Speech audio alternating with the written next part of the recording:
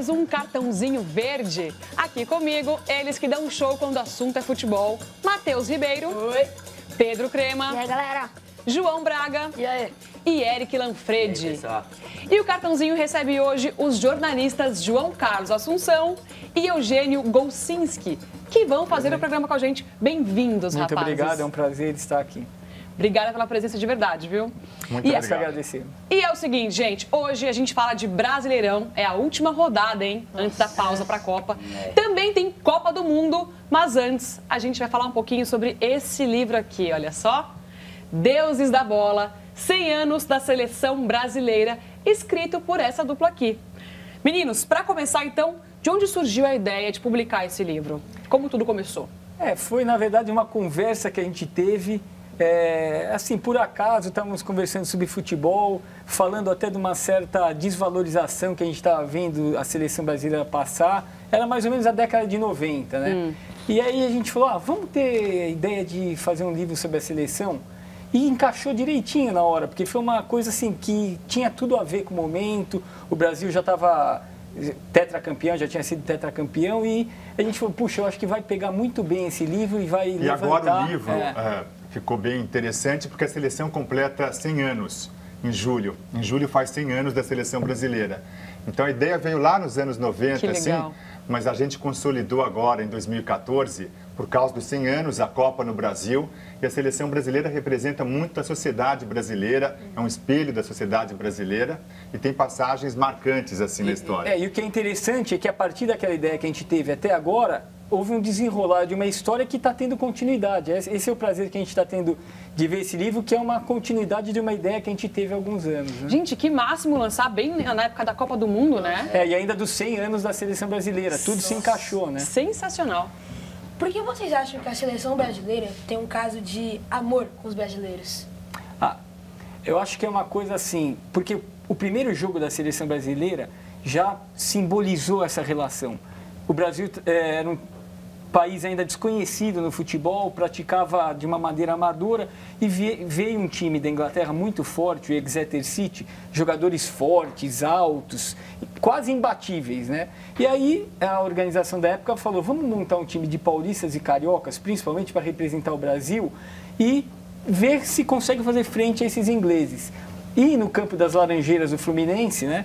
O Brasil entrou em campo e mostrou assim, aquele momento ficou assim evidente. Os ingleses inventaram o futebol. O Brasil vai ensiná-los a jogar. Porque aí os jogadores, sabe, tiveram ginga, eram menorzinhos, mas driblavam. Os ingleses começaram a ficar irritados, partiram para a violência. E o Brasil ganhou com facilidade, 2-0. E aí o país inteiro... a notícia correu, né? Não tinha aquela coisa de internet e tal, mas quem estava lá sentiu um orgulho muito grande. E a seleção brasileira começou a simbolizar algo de positivo para o país. Então. Talvez a autoestima do brasileiro. Acho que é muito legal você ter o Brasil, é o único país pentacampeão do mundo. Verdade, então, é um lado do Brasil muito bacana. A seleção brasileira acaba sendo um cartão de visitas no mundo inteiro. Quando a gente viaja para o exterior, assim, é só você estar com a camisa da seleção brasileira que vem todo mundo falar. Você vira um portas. evento, né? Assim, rola um evento. Você sai com a camisa da seleção brasileira quase como se você fosse um jogador da seleção brasileira. Na Copa de 94, a gente era confundido com um jogador, dava autógrafo na rua. Ele na Copa de 94 aconteceu uma coisa assim muito curiosa. Lá nos Estados Unidos. Os americanos não entendiam muito de futebol, depois eles melhoraram de 94 para cá, mas aí teve uma vez que a gente foi num restaurante, nós estávamos em 5 pessoas. E nós 4, eram 4 homens e uma mulher, e aí os 4 homens estavam com a camisa da seleção brasileira. E uma fila imensa. Uma fila enorme para entrar no restaurante, acho que em Los Angeles, aí de repente chegou alguém... São jogadores da seleção brasileira, não sei o que, passa na frente. E a gente tem que dar autógrafo. Aí acho que um assinou como Romário, eles não entendiam nada assim. Um colocou Romário, outro Bebeto, e a gente acabou furando fila e entrando direitinho. Cara, que história demais. Boa. Eu queria saber, na opinião de vocês, qual foi o momento mais marcante nesses 100 anos da seleção brasileira? Para mim, o momento mais marcante foi em 82. Em 82, o Brasil tinha uma seleção muito boa, o Tele Santana era o técnico. O Brasil jogou muito bem o começo da Copa, tinha um time incrível assim, e acabou perdendo aí para a Itália.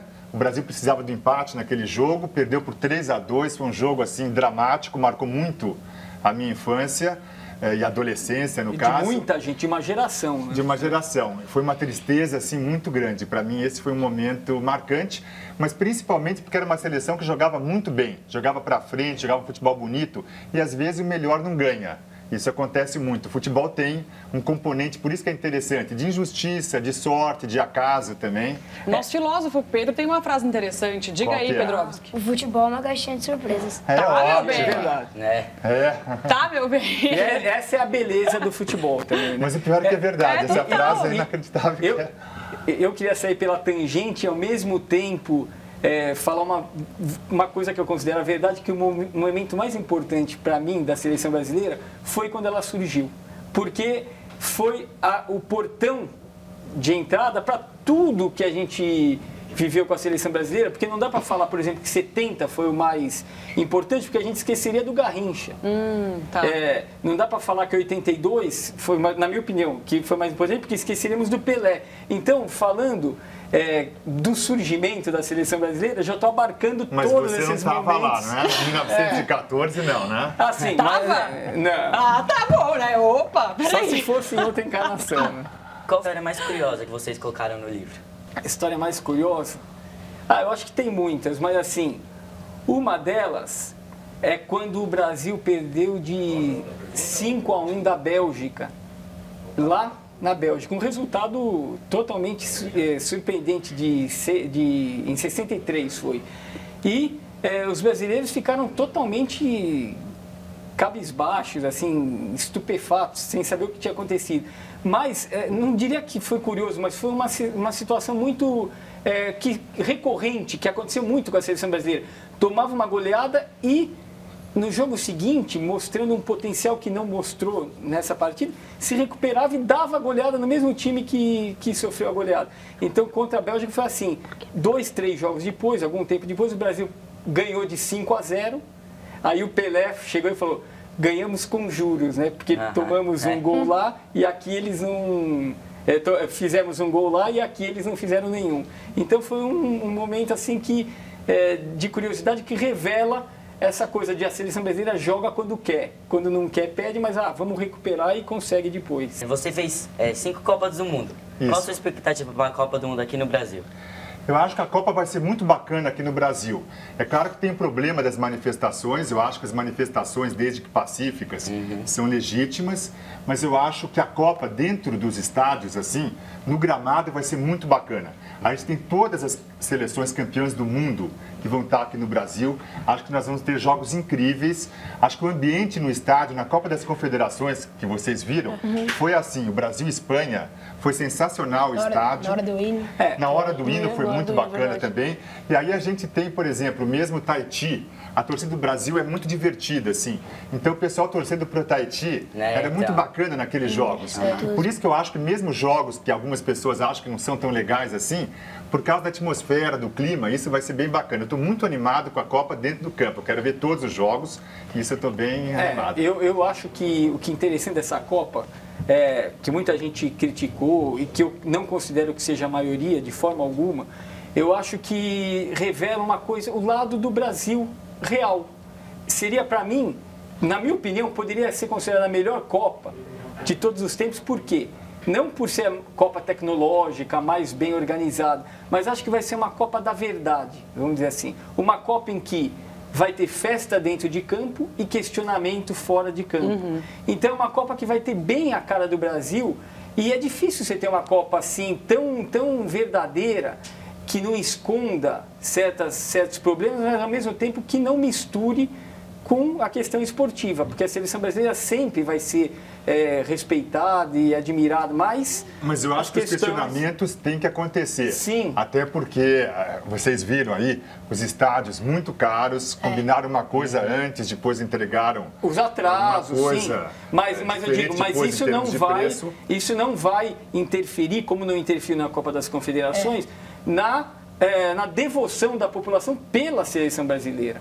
Então, eu acho que vai se saber separar uma coisa da outra. E eu acho que por isso vai ser uma Copa muito legal. Muito bem. E também acho que serviu para acordar um pouco o povo brasileiro em relação a outras necessidades também. Sim. Esse questionamento. Porque gastar tanto com estádios, tem alguns estádios que depois vão virar elefantes brancos, e de repente você não investir também mais em educação, saúde, essa coisa do padrão FIFA.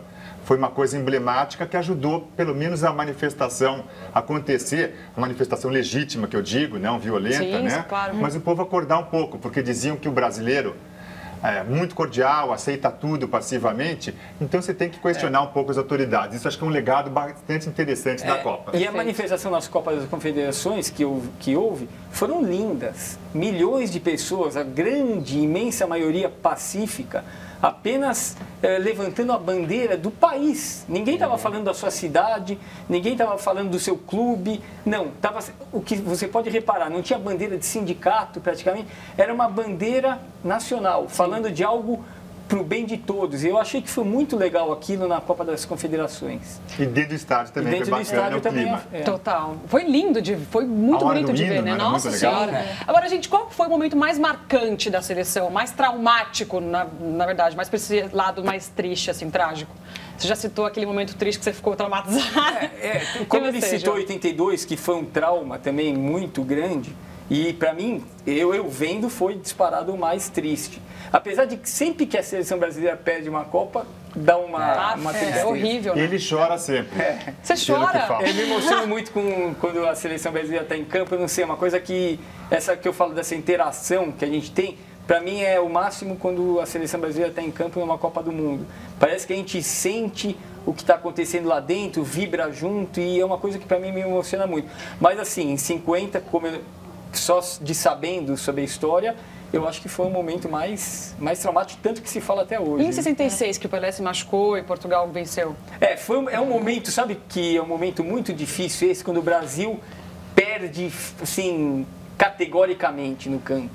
E, se bem que contra Portugal não foi bem assim, porque o Pelé foi caçado em campo, ele se machucou porque machucaram ele, né? Ele saiu de uma maneira brutal de campo.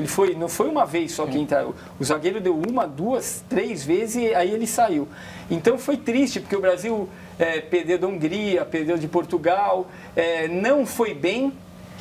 E aí já começam as críticas fortes. O Brasil vinha de um bicampeonato mundial, perdeu aquela Copa, não dá para ganhar todas, jogando super bem todas. E aí foi uma crítica violenta, aquela geração estava acabada. Mas eu acho que é muito diferente quando você perde. Em 1990, o Brasil tinha uma seleção muito contestada, que estava com muitos problemas, inclusive com patrocínio, jogadores querendo mais dinheiro, deu muita confusão. O Brasil fez uma primeira fase muito ruim, foi eliminado nas oitavas de final contra a Argentina. A Argentina não jogou bem aquele jogo. Não, foi o dia que o Brasil jogou melhor na Copa. Mas o Brasil caiu nas oitavas de final. Aí quando você perde jogando mal, dá uma irritação. Total. É diferente de 1950, quando o Brasil tinha uma baita seleção, jogou em casa, tinha tudo para ser campeão e perde. Aí uma derrota sofrida. Como em 82, aí dói bastante. Por favor. Gente, é o seguinte, vocês sabem quantos dias faltam para o comecinho da Copa do Mundo aqui no Brasil? Quantos? Ninguém sabe. Só eu. Gente, 12 dias! Menos de 2 semanas. 12 dias para a Copa do Mundo aqui no Brasil. é. Galera, haja coração, hein? né? Coração. Meu Parece um Senhor. sonho, né? Né? Gente, o Brasil... Aqui no Brasil ainda, então, acho que vai ser o melhor de tudo, né? Vocês de fato acham que o Brasil tem chance de levar essa Copa? Eu acho que sim. Eu acho que tem tudo para ganhar a Copa. Claro, tem que jogar bem, tem que estar concentrado, vai ser difícil, é muito difícil, mas eu acho que se focar, se entrar unido, capacidade eu acho que tem, e além disso, jogar no Brasil. O Brasil já é favorito quando joga fora, em outras Copas fora do Brasil. Em casa é outra história, eu né, acho que meu? ganha ainda de 15% a 20% de favoritismo pelo fato de jogar no Brasil. Eu também acho o Brasil favorito para ganhar a Copa, mas eu tenho um pouco de medo, porque nas oitavas de final, o Brasil, se classificando, vai pegar alguém do grupo da Espanha, pode ser Holanda. Espanha, Holanda ou Chile. É complicado. Eu acho que as seleções sul-americanas nessa Copa vão entrar muito forte, vão dar muito trabalho para as europeias. Por ser na América do Sul, mais próximo. Vão ter mais torcida vai ter mais também, torcida, Sim. estão mais acostumados com o psicologicamente. clima. Eu acho que vão dar trabalho. Mas eu acho que o Brasil tem tudo para ganhar. Ai, gente, tomara. Ai, meu Deus. Quem você acha que vai pra final junto com o Brasil? Argentina. Argentina? Eu acho que também, por ser na América do Sul... Gente, Agora, peraí, imagina. não, peraí. Eu acho que vai ser Agora, Brasil e vocês Argentina. 4 crianças, vocês imaginam? O Brasil perdeu para o Uruguai em 50, só falta perder agora para a Argentina. Não, Perder pra outra, né? isola, bate na madeira aqui. Eu acho que seria algo semelhante. Seria algo, um trauma semelhante, assim, Nossa, que mais... ia ser- Mas eu acho que, Pra mim, eu acho que a na Alemanha. lição ensina também, né? É. Então, ninguém vai entrar concentrado, porque em 50 o que aconteceu foi uma total ingenuidade, uma inexperiência em partidas internacionais de grande dimensão que a seleção tinha. Não que tinha um time ruim, pelo contrário, era um dos melhores que o Brasil já teve. Mas naquele jogo foi inexperiência. Agora, eu acho que hoje... Não vai ser, os jogadores são muito mais calejados, então não vai ser por isso que a Argentina ganharia do Brasil. Mas como é uma caixinha de surpresas, não é? Pode acontecer, de repente, cair fora nas oitavas de final. John? Tirando o Brasil, quem vocês apontam como favorito? Você, Argentina, Argentina. eu aponto a Alemanha. E pra vocês, qual pode ser a seleção que pode surpreender na Copa? A Bélgica. Eu acho que a Bélgica pode ser a surpresa. A Bélgica tem um time muito forte com o Hazard do Chelsea, Miralas também do Everton, um time massa. Courtois no gol, que é muito O Courtois é um goleiro muito bom, espetacular. Lukaku lá na frente. E no grupo da Então a morte? gente aposta na Bélgica como surpresa. E no grupo da morte, quem vocês acham que se classifica? Inglaterra, Uruguai Uruguai, e Itália Quem vocês e acham? Costa Rica, né? Eu acho que o Uruguai, por ser na América do Sul, de novo, vai entrar forte. É um time que está unido, é um time de jogadores experientes. Vai dar trabalho para a Itália, principalmente, porque a Inglaterra tem um time jovem e vai muito bem na Copa, na minha opinião. O técnico da Inglaterra fez uma reformulação, convocou jogadores mais jovens junto com os mais experientes, que são craques. Gerrard, Lampard, esses foram mantidos. O Rooney, mas... vem uma leva de jogadores muito bons, jovens da Inglaterra. Então, a Itália, nesse sentido, vai ter trabalho. O Uruguai vem forte, a Inglaterra vem forte. Pode Então você acompanhar aposta as em duas quem? vagas. Você falou? Uruguai e Inglaterra. Uruguai, Inglaterra, eu aposto Inglaterra e Itália. Também, E você? eu acho que Acho que Inglaterra e Itália Uruguai, também. Itália também, Inglaterra e Itália. Uruguai não- Ai, gente, esse assunto já me dá mas até... também, É difícil. É o seguinte, ó, É hoje... difícil falar, mas um palpite seria assim. Hoje a gente vai assistir a terceira matéria especial sobre os países que já venceram a Copa do Mundo. A gente já citou aqui Itália, quem mais? Vocês lembram? Inglaterra. E hoje é dia de quem, gente? Argentina! Olha o BT. Argentina.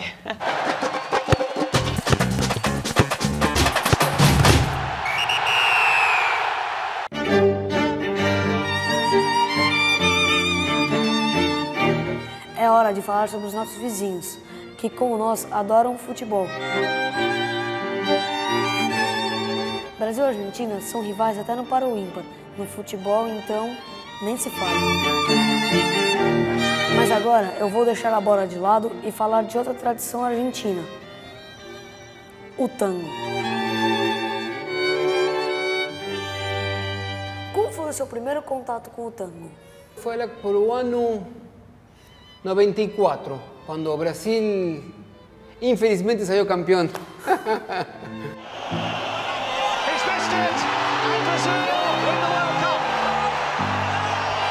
O que é mais popular na Argentina, o tango ou o futebol? Eu acho que o futebol é mais popular ainda que o tango. Es difícil la respuesta. O futebol é a paixão argentina. Por que o tango é considerado uma dança triste? Eu não diria que é triste, é melancólico, né? Falan mucho sobre la pasión, sobre el amor, sobre amizade, sobre el barrio. Resumindo, podia ser, fala sobre a saudade.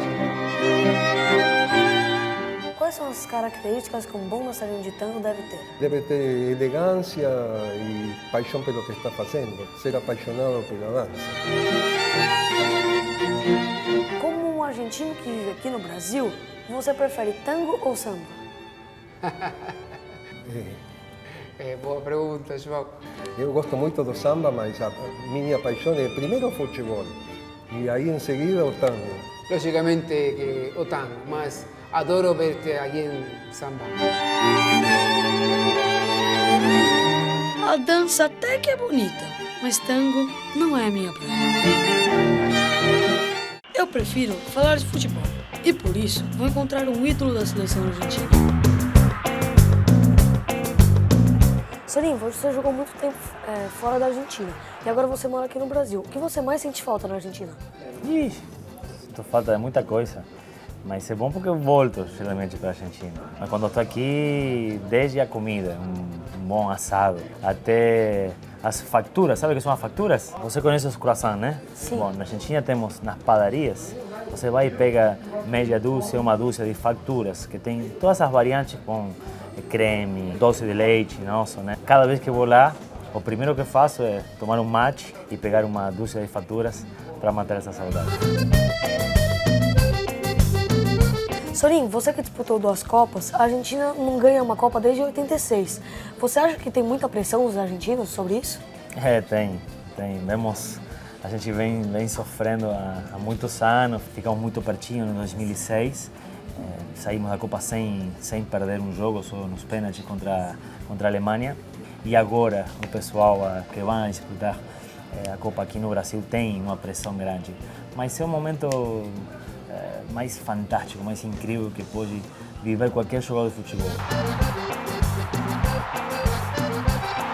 Qual seleção você acha que depende mais dos seus craques? Brasil de Neymar ou Argentina de Messi? Eu acho que Portugal com Cristiano, porque o Brasil tem um conjunto, tem um time que se firmou durante a Copa das Confederações. A Argentina tem um poder ofensivo muito grande, né, com Agüero, Di Maria e Higuaín.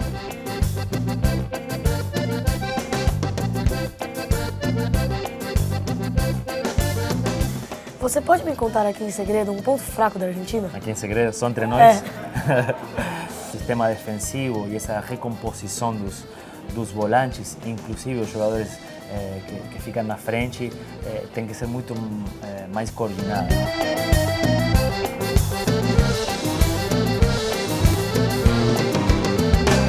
Para terminar, eu vou te fazer uma pergunta. Aí você fala o seu escolhido e por quê? Pelé ou Maradona? É Maradona, e porque foi quem me deu a maior emoção como torcedor, mexeu, né? Mexeu com o nosso país e defendeu a camisa argentina como ninguém. Neymar ou Messi? Messi, logicamente que não sou imparcial, né, nessas respostas, mas eu acho que o Messi ainda está num patamar superior ao Neymar, já passou por muitas etapas, já foi campeão da Champions em várias oportunidades, melhor do mundo.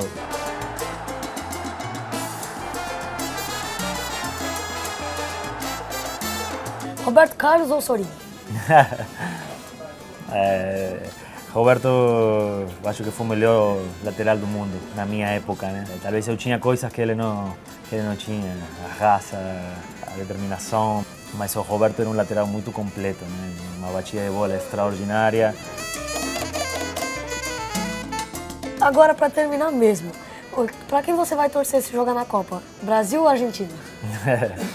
Logicamente que a Argentina. Obrigado, Sorin. Obrigado a você. Você joga bola ou não? Sim, mas eu sou meio perna de pau.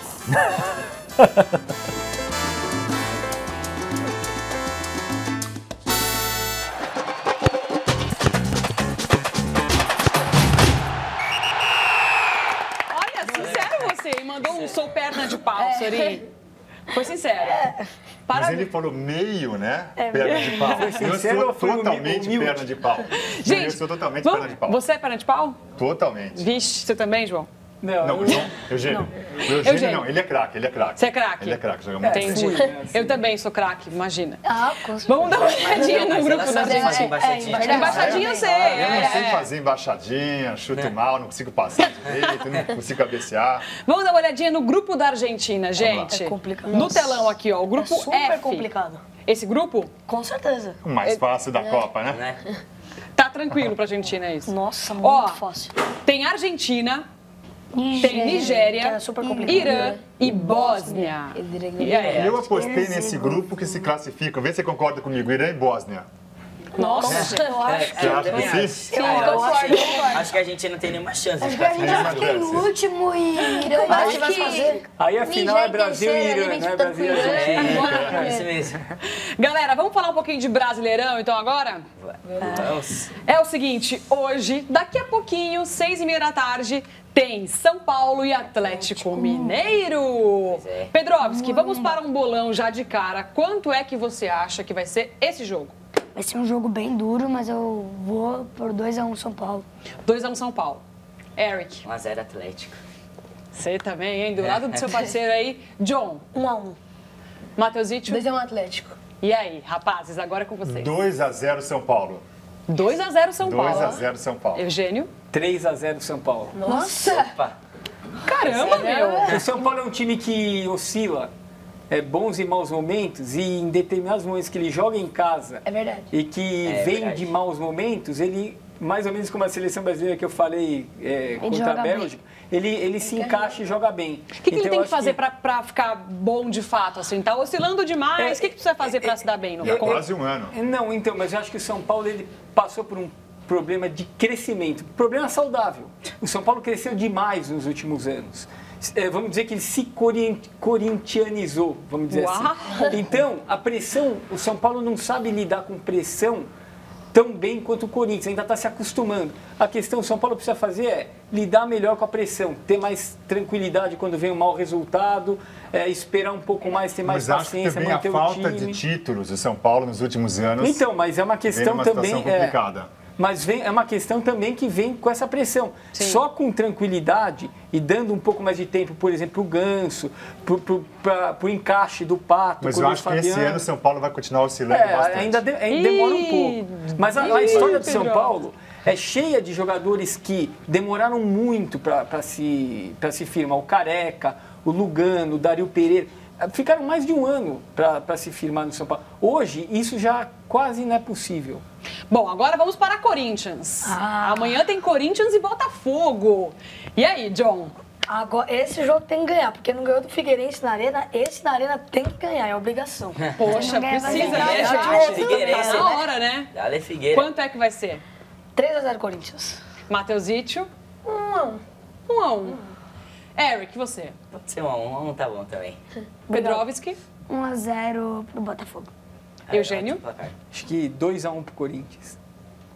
E aí, E eu João? aposto 2-0 pro Corinthians. O Botafogo está com um time bem regular. Acho que o Corinthians em casa agora ganha. Não, É. agora Ah, precisa, né, gente? Precisa. Agora precisa. Por favor, né? Vai poder festejar. Amanhã também tem Peixe, Mateusito e Peixe, Criciúma. Vai dar pro Também. Santos? Vai dar pro Santos, porque o Santos tem que ganhar. Porque no Brasileirão você não pode ficar perdendo, ganhar uma, empatar, perder outra. Porque quando você vai ver, não tem mais escapatória, tá lá embaixo na tabela. Então nesse jogo tem que ganhar. Quanto é que vai ser, na sua opinião? 2-0 Santos. John?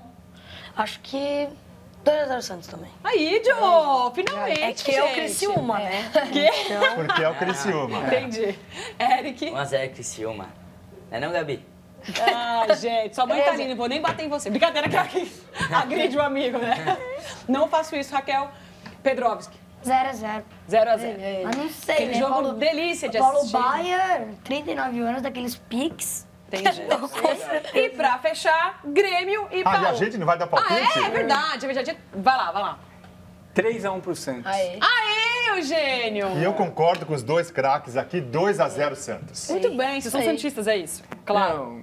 Não, tá bom. Meu filho é santista, o outro é corintiano, mas... Ela é Você é santista? Eu sou santista. Santista, pô. Né? Certo. E Felizmente, pra né? fechar, Grêmio e Palmeiras. Nossa, isso é Esse jogo complicado. muito complicado pro Palmeiras. Por quê? O mando de jogo é do Grêmio e o Grêmio tem um time, na minha opinião, um pouco melhor que o do Palmeiras. Mas o Palmeiras vem numa fase que tá me surpreendendo, né? Era cotado pra cair, agora tá lá em cima, então acho que o Palmeiras pode ganhar sim. Com o Henrique. O Henrique tá bombando aí. Que matador, pô. E aí, quanto vai ser? 1x0 Palmeiras. 1x0 Palmeiras, Pedrovski. Eu acho que dá Grêmio. 2-1. Vai ser um jogo Olha bem aí. pegado, assim. John, Acho que 1x0 Grêmio. É difícil. Mateusito. 3x1 Grêmio. Rapazes. Técnico argentino no Palmeiras, acho que vai ser... Mas ele estreia só depois, vai acompanhar o jogo ainda. Mas eu acho que mais essa mentalidade já começa a influenciar. Eu acho que o Palmeiras vai jogar bem fechado, 0x0. 0x0. E eu concordo com vocês que vai dar Grêmio. Não. Eu concordo que vai dar Grêmio. É um time... Vai dar Concordando Grêmio. com tudo com vocês, né? Positivo pro Palmeiras. 1x0 Grêmio. É um jogo muito difícil. Vou torcer pro Palmeiras, mas acho que vai dar Grêmio 1x0. Ai, ai, ai. Bom, esperar pra ver, né, gente? Galera, infelizmente o cartãozinho de hoje tá acabando. Muito obrigada pela presença. Prazer é tudo nosso. Parabéns pelo livro, viu? Olha só. Muito Deuses obrigado. da Bola. 100 anos da seleção brasileira. Parabéns de verdade. Obrigado. Muito obrigado, viu? obrigado. E foi um prazer aí participar com vocês. Prazer todo A galera nosso. entende muito de futebol. Valeu aí, garotada. Parabéns. Gente, um beijo. Até sabadão que vem, hein? Tchau, valeu.